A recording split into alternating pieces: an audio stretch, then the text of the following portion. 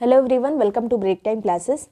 इस वीडियो में हम नवंबर 2024 का करंट अफेयर कंप्लीट कर रहे हैं क्योंकि नवंबर वाला हो नहीं पाया था और कुछ रीजंस की वजह से। अभी दिसंबर का भी करना है तो इसके बाद दिसंबर का कर लेंगे, पहले नवंबर का करंट अफेयर कंप्लीट करते हैं। आरओ के एग्जाम के लिए इंपॉर्टेंट रहेगा और जो 2025 में यूपी पीसीएस का प्री होने वाला है उसके लिए भी नवंबर के करंट अफेयर इंपॉर्टेंट रहेंगे क्योंकि अब करंट अफेयर जो है थोड़ा पहले का ही पूछा जा रहा है, जैसे आपने देखा होगा। और कई बार एग्जाम भी पोस्टपोन हुआ था इस बार, इसलिए और भी थोड़ा पीछे का पूछा गया था, लेकिन पिछले एक साल का करंट अफेयर इंपॉर्टेंट रहता है। तो चलिए शुरू करेंगे। ये सभी जितने भी करंट अफेयर वगैरह हैं या फिर बाकी के भी जो हैंड रिटन नोट्स होते हैं, टेस्ट होते हैं, वो सब आपको यूपी पीसीएस का ग्रुप 2025 वाला चल रहा है। इसके अलावा आरओ का ग्रुप चल रहा है, उसमें आप जाके ज्वाइन कर सकते हैं। इसके लिए व्हाट्सएप नंबर यही वाला है, इस पर व्हाट्सएप करेंगे तो ग्रुप की डिटेल्स आपको भेज दी जाएगी, इसको प्रॉपरली पढ़कर ज्वाइन कर सकते हैं। तो चलिए शुरू करेंगे। सबसे पहले जलवायु पर संयुक्त राष्ट्र की COP29 बैठक हुई है। ये कहाँ पे आयोजित की गई? तो बाकू में आयोजित की गई, जो कि अजरबैजान की राजधानी है। और अब देखिए, अब तो आपको डेट भी पढ़ना पड़ेगा, जिस तरह के अभी क्वेश्चन बने थे यूपी पीसीएस में, तो अब डेट भी ध्यान में रखिएगा। डेट बहुत पूछी गई थी इस एग्ज़ाम में। तो COP29 की बैठक जो है बाकू में हुई है 11 नवंबर से 22 नवंबर के बीच में। अगर आपको एग्जैक्ट डेट नहीं याद है तो मंथ याद रखिएगा ज़रूर। नवंबर में बैठक हुई है COP29 की, कहाँ पर? बाकू में ही बैठक हुई है। नेक्स्ट यहाँ पे बात करेंगे डेविस कप की। डेविस कप जो है टेनिस का कप है ये। इसके विजेता कौन सा देश रहा? तो इटली इसका विजेता रहा। वो विजेता रहा नीदरलैंड। नीदरलैंड को हराया है किसने? इटली ने। इटली विजेता रहा। और ये टेनिस के ही, जैसे डेविस कप होता है ये मेल वाला होता है, उसी तरह महिला टेनिस का कप होता है बिली जीन कप भी टेनिस का ही कप है जो फीमेल्स के द्वारा खेला जाता है। इसका विजेता भी इटली रहा है। तो इटली विजेता रहा है डेविस कप का। ज़्यादा इंपॉर्टेंट डेविस कप है और इसका उपविजेता Netherland. Climate change performance index 2025 जारी किया। इसमें भारत का स्थान क्या है? तो 10वां स्थान है भारत का। 3 अंक की गिरावट आई है इसमें। 2024 में भारत का स्थान था 7वां, अभी 10वां हो गया है। पहली 3 रैंक को खाली रखा गया है। चौथे नंबर पे यानी शीर्ष पे देखा जाए तो ये डेनमार्क है। उसके बाद 5वें नंबर पे नीदरलैंड है। नंबर 1 पे कौन सा है?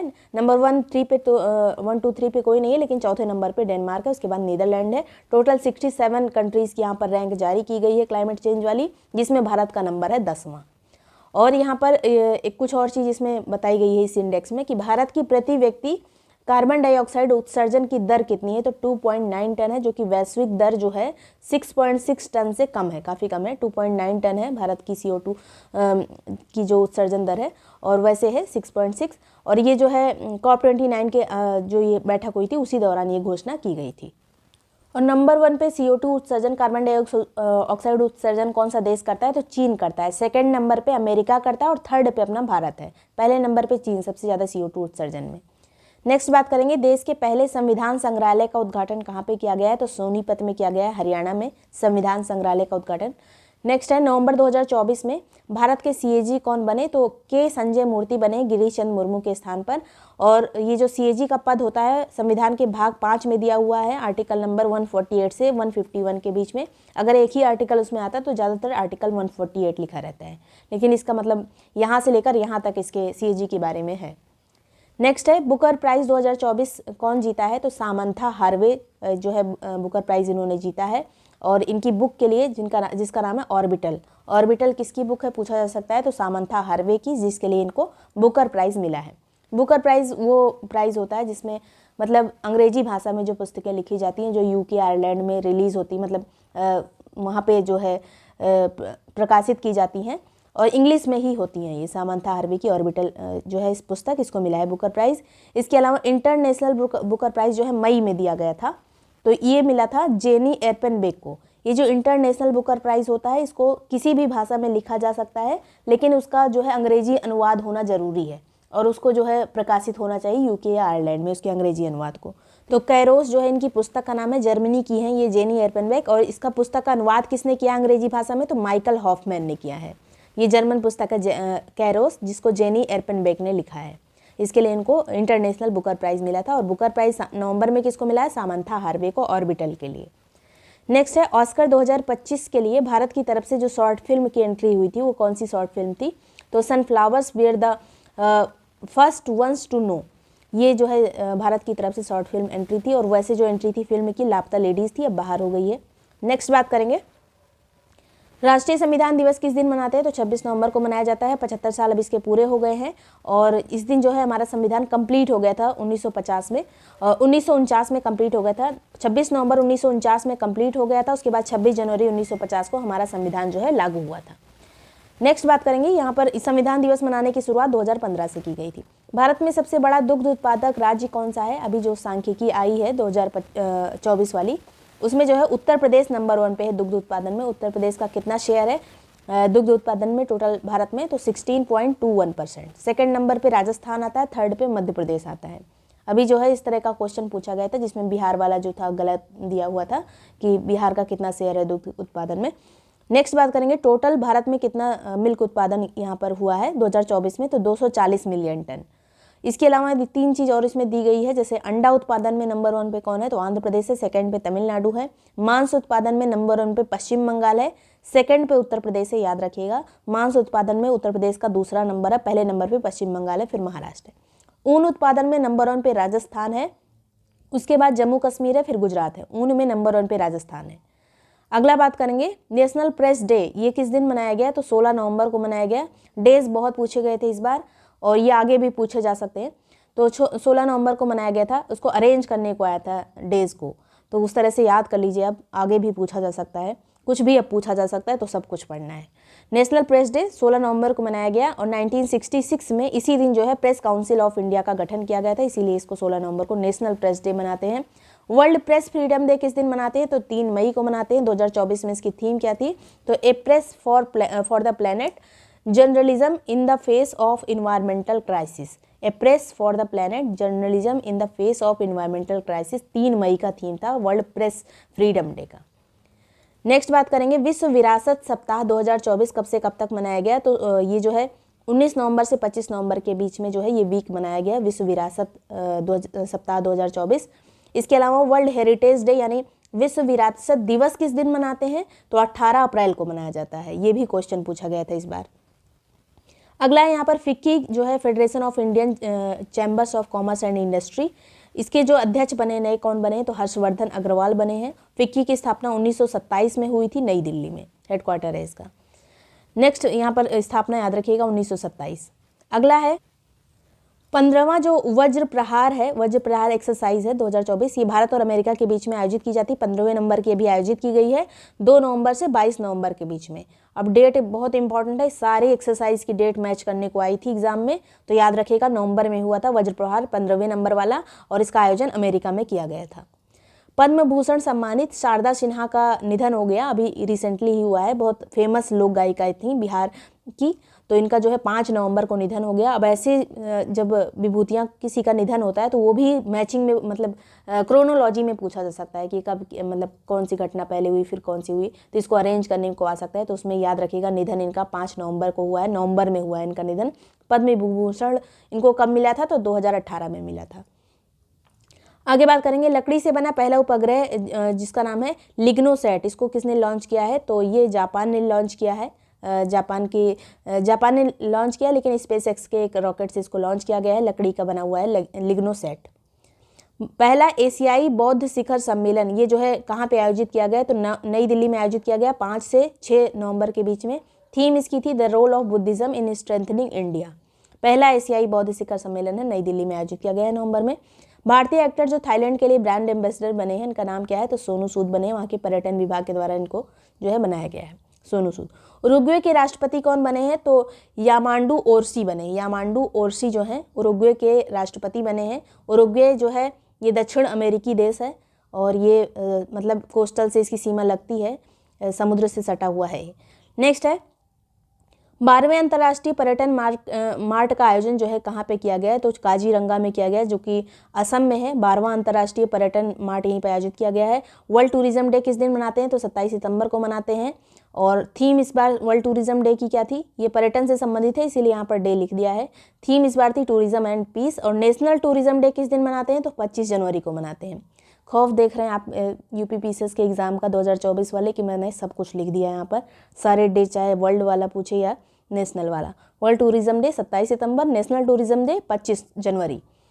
नेक्स्ट बात करेंगे, यहाँ पर 25 जनवरी वाले का थीम इसलिए नहीं लिखा है कि जनवरी जब 2025 में आएगा तब इसका जब थीम आ जाएगी नेशनल टूरिज्म डे की, तब उसको अलग से पढ़ना पड़ेगा, क्योंकि अभी रिसेंट में ही जनवरी आने वाली है तो उसका थीम अलग होगा। अभी 24 वाली थीम ना याद करिए, लेकिन इसकी वाली जो है 27 सितंबर वाली वर्ल्ड टूरिज्म डे की थीम याद कर लीजिए, टूरिज्म एंड पीस। IPL 2025 में सबसे महंगे खिलाड़ी कौन से साबित हुए, मतलब सबसे ज़्यादा जो नीलामी में जिनके लिए मतलब जिनकी नीलामी सबसे महंगे रेट पे हुई, ऋषभ पंत 27 करोड़ में इनकी नीलामी हुई, अभी तक का सबसे ज़्यादा ये है।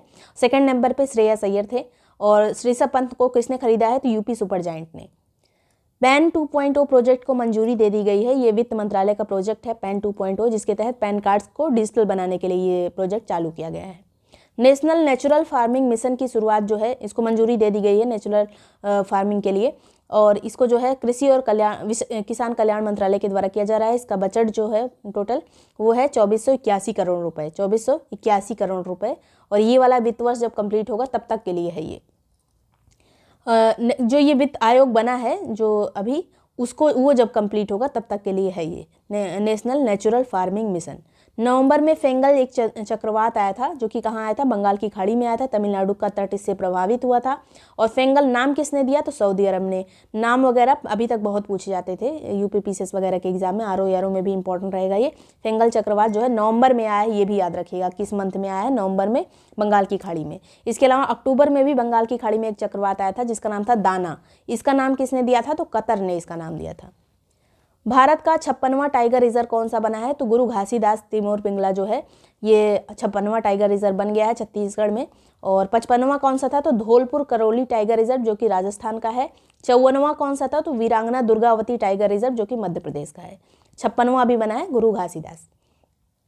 अगला है 73वीं मिस यूनिवर्स कौन बनी है, तो विक्टोरिया कैयर थेलविग बनी है। कहाँ की है, डेनमार्क की। विक्टोरिया कैयर कहाँ की है, डेनमार्क की, जो कि 73वीं मिस यूनिवर्स बनी है। और इस बार मिस यूनिवर्स का आयोजन कहाँ पे किया गया था, नवंबर में, तो मैक्सिको में किया गया था। भारत की ओर से शामिल कौन हुई थी, तो रिया सिंगला हुई थी। रिया सिंगला इनका नाम है।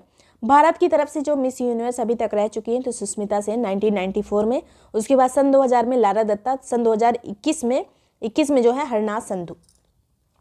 अभी तक मतलब 3 मिस यूनिवर्स भारत की तरफ से रह चुकी है, सबसे पहले सुष्मिता सेन। आगे बात करेंगे पुस्तक 100 मोदी मंत्रास और a decade of India's uprising के लेखक कौन है। पुस्तक का नाम है 100 मोदी मंत्रास, इसके लेखक हैं शंकर लालवानी। शंकर लालवानी इंदौर से सांसद थे, और यही शंकर लालवानी है जो सबसे ज़्यादा अंतर से इस बार जो है चुनाव जीते थे, क्योंकि कांग्रेस का कोई प्रत्याशी उस टाइम पे नहीं था और नोटा का वहाँ पे मतलब दूसरा ऑप्शन रखा गया था, तो सबसे ज़्यादा अंतर से ही जीतने वाले सांसद हैं शंकर लालवानी, इन्हीं की ये पुस्तक है। नेक्स्ट है नाइजीरिया का दूसरा सर्वोच्च सम्मान जो है grand commander of the order of niger से किसको सम्मानित किया गया है अभी, तो PM मोदी को सम्मानित किया गया है। और इससे पहले केवल एक ही विदेशी को ये सम्मान मिला है नाइजीरिया का, जो कि है महारानी एलिजाबेथ। 1969 में महारानी एलिजाबेथ को मिला था, और सेकंड किसी विदेशी को मिला है ये, तो प्रधानमंत्री नरेंद्र मोदी जी को। नेक्स्ट है 19वां G20 शिखर सम्मेलन अभी कहाँ पे आयोजित किया गया, 18 से 19 नवंबर के बीच में, तो ब्राज़ील में आयोजित किया गया है, रियो डी जेनेरियो में, ब्राज़ील के रियो डी जेनेरियो शहर में। और इसके अलावा इसकी थीम क्या थी 2024 की, तो building a just world and sustainable planet, ये इसकी थीम थी इस बार की, building a just world and sustainable planet. इसके अलावा 20वां जो G20 शिखर सम्मेलन होगा 2025 में, वो साउथ अफ्रीका के द्वारा आयोजित किया जाएगा। 2023 का शांति निशस्त्रीकरण और विकास के लिए इंदिरा गांधी जो पुरस्कार दिया गया है 2023 का अभी दिया गया है, तो ये जो है 2 लोगों को मिला है, डेनियल बरेनबोइन जो कि अर्जेंटीना के हैं, और अली अबू अव्वाद जो कि फिलिस्तीन के हैं। 2 लोगों को मिला है, डेनियल को और अली अब्बू को। और ये जो है इन दोनों लोगों ने इजराइल फिलिस्तीन शांति के लिए कार्य किया था, तो इसीलिए इंदिरा गांधी पुरस्कार इसको दिया जाता है इंदिरा गांधी ट्रस्ट के द्वारा। नेक्स्ट बात करेंगे महिला एशियाई चैंपियनशिप 2024 का विनर कौन रहा, तो ये भारत इसका विनर रहा है, रनर अप रहा है चीन। 3rd टाइम जो है ये पुरस्कार जीता है भारत ने, और आयोजन इसका कहाँ पे किया गया था, तो राजगीर में किया गया था, बिहार में। अगला है संयुक्त राष्ट्र द्वारा क्लाइमेट एडवाइजरी का ग्लोबल ब्रांड एम्बेसडर किसको बनाया गया है, तो पंजाबी रैपर शुभ को बनाया गया है। शुभ जो है क्लाइमेट एडवाइजरी संयुक्त राष्ट्र के द्वारा क्लाइमेट एडवाइजरी के ग्लोबल ब्रांड एम्बेसडर बने पंजाबी रैपर शुभ। 2025 में खेलो इंडिया यूथ गेम्स और खेलो इंडिया पैरा गेम्स का आयोजन कहाँ पे होगा, तो बिहार में होगा इसका आयोजन, और ये 7वां एडिशन है खेलो इंडिया का, और पैरा गेम्स का ये दूसरा एडिशन है। पहला खेलो इंडिया कहाँ पे हुआ था, तो 2018 में नई दिल्ली में हुआ था। मॉरिशस के प्रधानमंत्री कौन चुने गए हैं? तो नवीन राम गुलाम चुने गए हैं मॉरिशस के प्रधानमंत्री। इसके अलावा भारत के 91 मुख्य न्यायाधीश कौन बने हैं? तो संजीव खन्ना बने हैं। भारत के जो सुप्रीम कोर्ट है उसके पहले मुख्य न्यायाधीश कौन थे? तो हीरा लाल जे कानिया थे। और ये जो है 28 जनवरी 1950 को जब इनॉग्रेशन हुआ था सुप्रीम कोर्ट का, आज़ादी के बाद जब संविधान लागू हो गया था उसके बाद, तब जो है 28 जनवरी डेट याद रखिएगा, तब ये जो है पहले मुख्य न्यायाधीश बने थे, हीरा लाल जे कानिया। पहली महिला न्यायाधीश कौन थी सुप्रीम कोर्ट की? तो फातिमा बीबी थी 1989 में। और अभी तक कोई मतलब मुख्य न्यायाधीश नहीं बनी है सुप्रीम कोर्ट की कोई महिला। अब 2027 में नागरत्ना बनने वाली हैं, लेकिन अभी जो है मतलब सबसे एजेड वो हैं तो वो बन सकती हैं, लेकिन अभी तक कोई मुख्य न्यायाधीश नहीं बनी है सुप्रीम कोर्ट की, केवल महिला न्यायाधीश बनी है, मतलब सुप्रीम कोर्ट तक गई हैं ये फातिमा बीबी जी। और इनका भी हाल में निधन हो गया था, इसलिए भी चर्चा में रहा था, क्वेश्चन भी पूछा गया था यूपीपीसीएस में। और किसी भी हाई कोर्ट की पहली महिला मुख्य न्यायाधीश जो अभी तक बनी है वो है लीला सेठ। सबसे मतलब पहली मुख्य न्यायाधीश की बात करें, हाई कोर्ट की यहाँ पे बात की जा रही है पूरे इंडिया में, तो लीला सेठ बनी थी, हिमाचल प्रदेश की ये हाई कोर्ट की मुख्य न्यायाधीश बनी थी। उसके बाद दिल्ली की भी पहली महिला मुख्य न्यायाधीश लीला सेठ ही थी। आगे बात करेंगे 43वां भारतीय अंतर्राष्ट्रीय व्यापार मेला का आयोजन कहाँ पे किया गया? तो भारत मंडपम नई दिल्ली में किया गया है। 14 से 27 नवंबर के बीच में ये आयोजन किया गया है जो ट्रेड फेयर का। इसका जो है आयोजन कौन करता है? तो भारत व्यापार संवर्धन संगठन यानी ITPO के द्वारा इसका आयोजन किया जाता है। इस बार का थीम था विकसित भारत 2024। 43वां ये संस्करण था, याद रखिएगा। और इस मेले की शुरुआत 1980 से की जा रही है, मतलब 80 से ये आयोजित होता है। 43वां इस बार आयोजित किया गया नई दिल्ली में। नेक्स्ट है बोत्सवाना के राष्ट्रपति कौन बने? तो इनका नाम है डूमा बाको। बोत्सवाना के राष्ट्रपति डूमा बाको। बोत्सवाना एक अफ्रीकन कंट्री है, साउथ में, साउथ अफ्रीका के पास है ये। नेक्स्ट यहाँ पे बात करेंगे मुथलापोजी बंदरगाह के विकास हेतु 177 करोड़ रुपए को मंजूरी दी गई। ये किस राज्य में है ये बंदरगाह मुथलापोजी? तो केरल में है ये बंदरगाह। विनवैक्स एक्सरसाइज 2024 आयोजित की गई। इसका 5वां संस्करण अभी आयोजित हुआ है विनवैक्स का। कहाँ पे? तो अंबाला हरियाणा में आयोजित किया गया है। भारत और वियतनाम का ये सैन्य अभ्यास है विनवैक्स। अमेरिका के 47वें राष्ट्रपति कौन बने? नंबर याद रखेगा, 47 नंबर के राष्ट्रपति कौन बने हैं? तो डोनाल्ड ट्रंप बने हैं रिपब्लिकन पार्टी के। और किसको हराया इन्होंने डोनाल्ड ट्रंप ने? तो कमला हैरिस को। और इससे पहले ये मतलब दूसरी बार ये राष्ट्रपति चुने गए, इससे पहले ये 45वें राष्ट्रपति भी रह चुके हैं। और अभी जो है जो इन्होंने किसको मतलब जो बाइडेन के स्थान पर बने हैं Donald Trump. International solar alliance के महानिदेशक कौन बने? तो आशीष खन्ना बने इंटरनेशनल सोलर अलायंस के महानिदेशक। स्थापना हुई थी सोलर अलायंस की 2015 में COP21 के दौरान। COP21 कहाँ आयोजित हुआ था? तो ये आयोजित हुआ था फ्रांस में। और अभी जो है COP29 कहाँ पे आयोजित हुआ? जो भी हमने पहला क्वेश्चन देखा था इसी वीडियो में, तो वो अजरबैजान बाकू में हुआ था। मतलब अभी नवंबर में पहला वाला क्वेश्चन था यही। तो अजरबैजान बाकू में COP29 आयोजित हुआ। 21 जो है इंपॉर्टेंट है क्योंकि बहुत सारी चीज़ें इसमें हुई थी। 2015 में सोलर अलायंस इसी में बना था, जिसका मुख्यालय कहाँ पे है? तो गुरुग्राम इंडिया में। पुस्तक रतन टाटा लाइफ के लेखक कौन है? तो थॉमस मैथ्यू। भारत का पहला सेमीकंडक्टर नीति लागू करने वाला राज्य कौन सा है? तो गुजरात ने लागू कर दी है अभी सेमीकंडक्टर नीति को, पहला राज्य ऐसा बना है।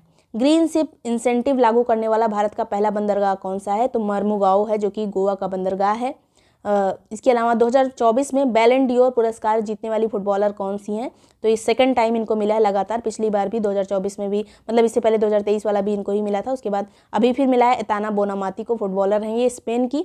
इसके अलावा पुरुष फुटबॉलर में जो है रॉड्री को मिला और ये भी स्पेन के हैं। तो ये जो है बैलन डी ओर जो है पुरस्कार ये पूछा जाता है। तो वीडियो पसंद आया हो, यूज़फुल लगा हो तो लाइक सब्सक्राइब करिएगा। नवंबर में यहाँ से क्वेश्चन पूछे जा सकते हैं यूपीपीसीएस में भी और RO में भी। ये सभी नोट्स वगैरह, ये बाकी के जो भी नोट्स रहेंगे वो आपको यूपीपीसीएस RO कंबाइंड ग्रुप में मिल जाएंगे। ज्वाइन करने के लिए नंबर दिया गया है, इस पर व्हाट्सएप करेंगे तो जो भी ग्रुप आपको चाहिए होगा उसकी डिटेल आपको भेज दी जाएगी। Thank you so much for watching break time classes.